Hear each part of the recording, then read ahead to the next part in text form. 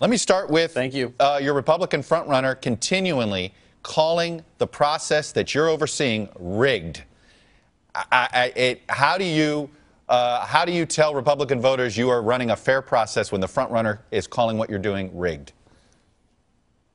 Well, I'm not, look, I don't know what the motivation is. There's really nothing that's rigged or being changed or altered. These are the same rules that were in place basically for over a century. But at the very least, there's no way around the fact that all of these states submitted their delegate allocation plans by October 1st of 2015, and not a single thing has changed about it. These conventions that people talk about, number one, it's not common, but a few states out west use a convention system where delegates start competing at the county level a month ago, and they go through the county, the precinct, the congressional district, and a state convention, and the candidates participate the whole way through, and no one was complaining except for when it was all over. And look, every state is different, and you can reform the system. I mean, look, this has been an ongoing debate, right, but you have to go state by state by state. It's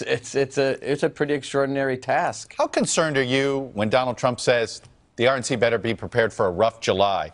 And are you concerned about reports of threats being made to delegates? What do you say to any campaign doing that?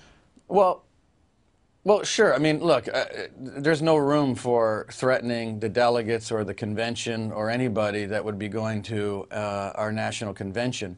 But I also think some of this is rhetoric and hyperbole. And the truth is that the delegates themselves are the ones that write the rules for the convention. The RNC doesn't write any rules. The RNC has basically an administrative role at the convention. It's by majority rule the delegates can run the convention. So it's on them to decide what they want to do about a lot of these issues, not us. Who's picking this nominee, the voters or the delegates? I think it's a combination, but it's empowered by the voters. So the voters empower the delegates, but ultimately the delegates, who in most cases are bound by the outcome of caucuses and primaries and conventions, make the decisions at the convention. Think about this. I think we lose sight of what the word convention means. It's not a 4-day party. A convention, in its legal sense, is the members of the party coming together every 4 years to write the rules of the party, to elect officers of our party, and a nominee. It has a legal value. It's no different than when, if the Boy Scouts have a national convention. They do similar things. And that's what's happening. But the media never covers the fact that we actually do a lot of business at the convention. But now everyone's interested in the business of a national convention. Yeah, that's for sure. Well, look, we just have a brand new NBC Wall Street Journal poll out. Among Republican voters, we asked this simple question: who should be the winner? Should it be the candidate with the most primary votes, regardless of whether it's a majority, or the candidate who is the choice of the delegates? By 2-1, Chairman Priebus, Republican voters say it's got to be the one who has the most primary votes, and that's going to be Donald Trump by a lot. What do you tell those voters if it's not Trump? Well, look, if Donald Trump, if he was winning the majority of votes, he'd likely have the majority of delegates, but that's not actually what's happening.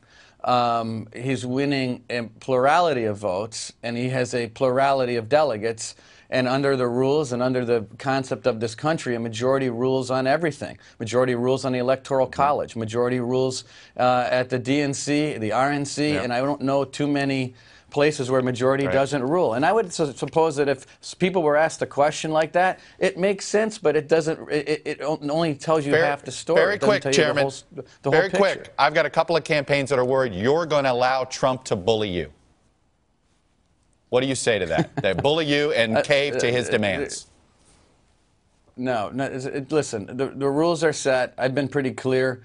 I think I've done more TV in the last 2 weeks than I have in 2 years, and it's because I'm not going to allow anyone to rewrite the rules of our party. All right. Hey, NBC News fans, thanks for checking out our YouTube channel. Subscribe by clicking on that button down here, and then click on any of the videos over here to watch the latest interviews, show highlights, and digital exclusives.